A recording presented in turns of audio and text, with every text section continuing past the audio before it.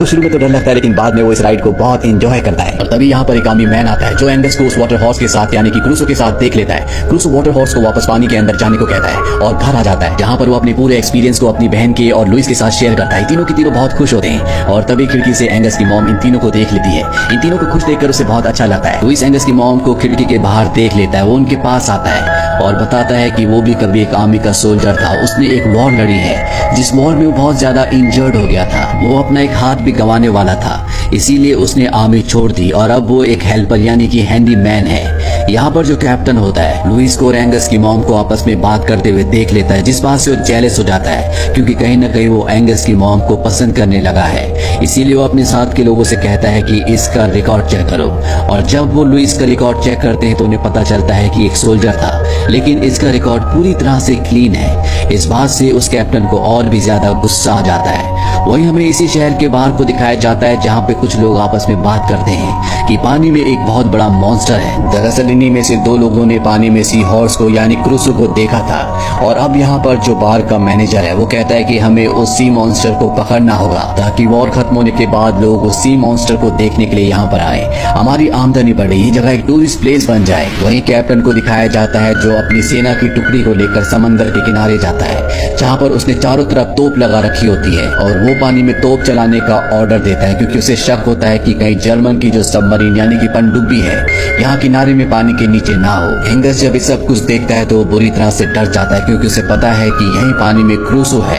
वो सबको समझाने की कोशिश करता है, रोकने की कोशिश करता है, लेकिन उसकी बात किसी को समझ में नहीं आती। कैप्टन उसे बहुत बुरी तरह से डांटता है, जिस वजह से एंगस की मॉम को बिल्कुल भी अच्छा नहीं लगता और वो कैप्टन से कहती है कि अब हमें यहाँ से जाना चाहिए।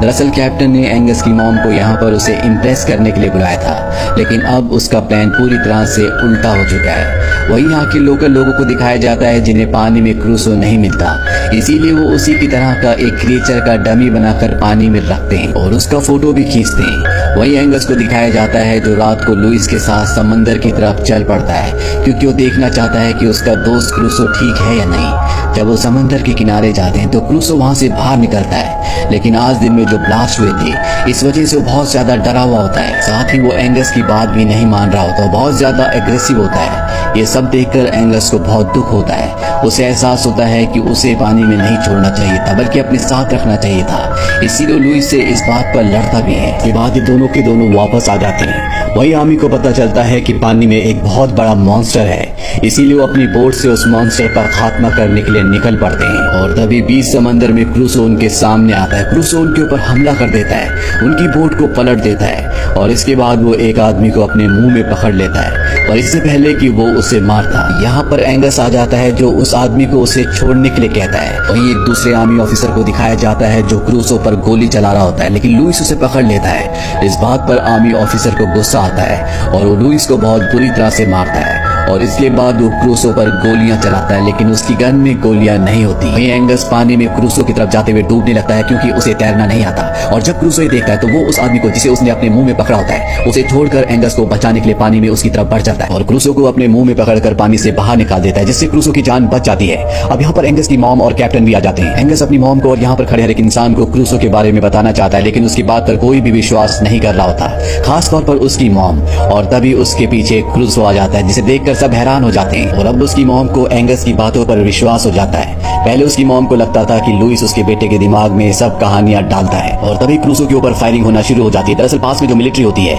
उन्हें क्रूसो को देखकर ऐसा लगता है कि ये जर्मन पनडुब्बी है। क्रूसो अपनी जान बचाकर यहाँ से जाने लगता है, लेकिन एंगस भी उसकी पीठ पर बैठ जाता है और अब यहाँ पर कैप्टन, एंगस की मॉम और लुइस वो भी एक बोट पर बैठकर क्रूसो को यहाँ से दूर भेजना चाहते हैं, इसीलिए वो उसे नेट तक ले जाते हैं जिसे पार करके क्रूसो समंदर की गहराइयों में पहुंच जाता है, यानी कि वहां से आगे पूरा विशाल समंदर है जो कि क्रूसो का असली घर है। क्रूसो को जाते हुए देखकर एंगस को भी अब इस बात पर विश्वास हो जाता है कि उसके पिता अब इस दुनिया में नहीं रहे।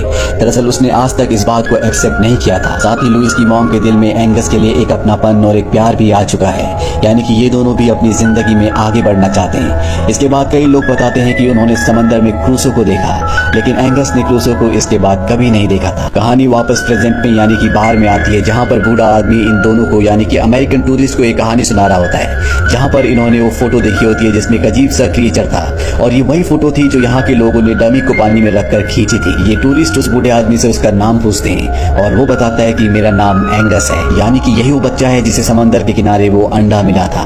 इसके बाद दिखाया जाता है कि समंदर के किनारे एक बच्चा खेल रहा होता है और तभी वहाँ पर उसे एक वैसे ही अंडा मिलता है जैसा आज से कई साल पहले एंगस को मिला था, यानी कि क्रूसो ने अपने एक अंडे को यहाँ पर छोड़ दिया था। अब इसके अंदर से भी उसी तरह का वाटर हॉर्स निकलेगा। इसी के साथ एक काल्पनिक कहानी यहीं पर